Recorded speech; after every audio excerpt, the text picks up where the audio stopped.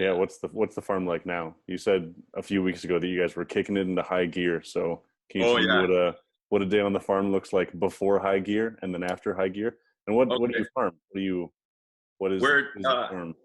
yeah, so we're a family farm here in Canada on Vancouver Island, and we farm dairy cows. Oh, So we're processing milk basically. Like mhm. we have 170 milking cows. Whoa. So there's about 380 cattle or like Mhm. dairy cows here. So basically, what happens on non, go go go time is the beginning of the day. You wake up at 2 a.m. Yeah. or 1:30, and you feed the calves, the little ones. Mhm. So in the beginning of a dairy cow's life, we kind of separate them so that they don't um, get sick, and we can monitor their health and make sure they get all the food they need or all the milk they need. So they're How old are they when you do that? um, like soon after they're born, we'll put them in a pen and we'll have them in little hutches, Mhm. and they'll be in there till they're about 2.5, 3 months old, I believe.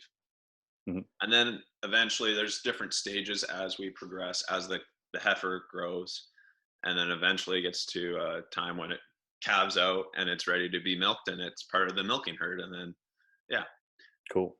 so yeah, so the normal day, 2:30 um, or 2, feed the calves. 2:30, bring the cows in to get milked, start milking, milk for about hour and a half, 2 hours, and then after that, clean up the milking parlor and feed the cows. It's kind of hard to explain because there's more than one person doing the job at once. Right. So there's two things going on at once, typically, if there's two people or three people.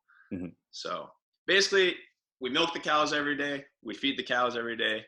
We keep we try to keep everything as clean as possible and comfortable for the cows Mhm. because, a happy, stress-free cow produces a lot of milk Yeah. or more milk. I a few years But ago. Sorry, you go. but yeah, now we're kicking it in high gear. So we're in harvesting time or Mhm. cropping time, Yeah. and we probably have 100 acres of hay ready to be baled up. So we're going to be doing that tomorrow, basically all week. We're going to have like 10,000 little square bales or so. Wow. Yeah. Yeah. Well, and we got more grass to cut, and yeah, it's a tough go. So It's, what do those weeks look like? basically you cut the grass, you ted the grass, you ted it like 2 or 3 times. Tedding is when you spread the grass out so it can dry out. Mhm. And then we'll rake them back into a row, and then we have a baler and it will bale it. And then basically we pick those bales up, throw them in the hay loft, and you stack them up. And yeah, no, it's a very intensive job. Like they're 50, 60 pounds, but after you do a couple thousand in a day, you're pretty tired. Yeah. There was a few years ago, I was working at a camp in Jaffrey, and one of the families that I stayed with was a farming family. And every morning they would wake up between 2 and 3 in the morning. Sorry.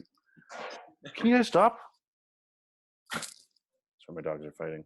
They would wake up, he would like the whole family would wake up at 2 or 3 in the morning, and they would go and they would move the irrigation system.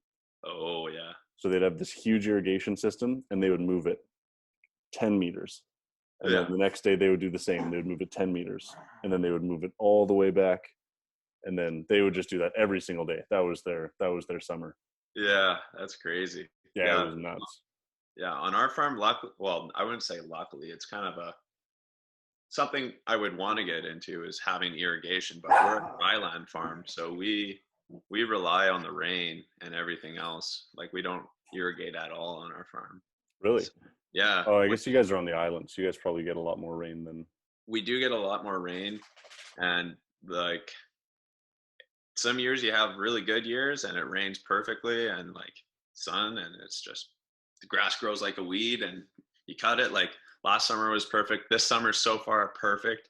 Mhm. Like we have no room to put our feed. Like we have so much feed.